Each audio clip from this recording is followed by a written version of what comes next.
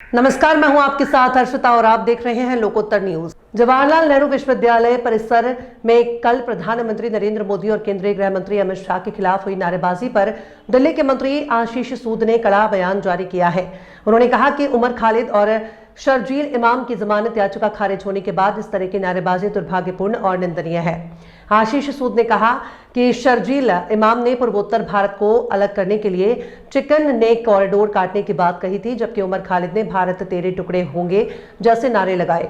मंत्री ने इस घटना को गद्दारी बताया और कहा कि ऐसे कृत्य देश की एकता और अखंडता के लिए खतरा है। आशीष सूद ने आगे कहा कि शर्जील इमाम ने पूर्वोत्तर भारत को अलग करने के लिए चिकन नेक कॉरिडोर काटने की बात कही थी, जबकि उमर खालिद ने भारत तेरे टुकड़े होंगे जैसे नारे लगाए। मंत्री ने इस घटना को गद्दारी बताया और कहा कि ऐसे कृत्य देश की एकता और अखंडता के लिए खतरा है। मंत्री के बयान के बाद राजनीतिक और सामाजिक स्तर पर इस घटना की कड़ी निंदा की जा रही है। जेएनयू परिसर में हुई इस नारेबाजी से देश भर में सुरक्षा और विश्वविद्यालयों में राजनीतिक गतिविधियों पर बहस को भी बढ़ा दिया है।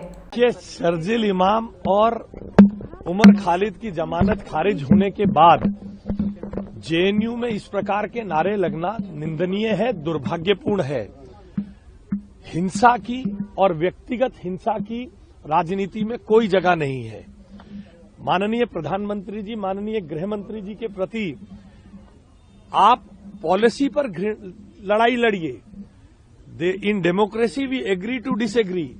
आप पॉलिसीज पर लड़िए, एजुकेशन पॉलिसी पर बोलिए, फाइनेंसेस पर बोलिए, आप अन्य मुद्दों पर बोलिए, मगर जो लोग देश को तोड़ने के लिए काम करते हैं, शर्जील इमाम ने चिकन नेक काटकर पूर्वोत्तर भारत को अलग करने की बात की।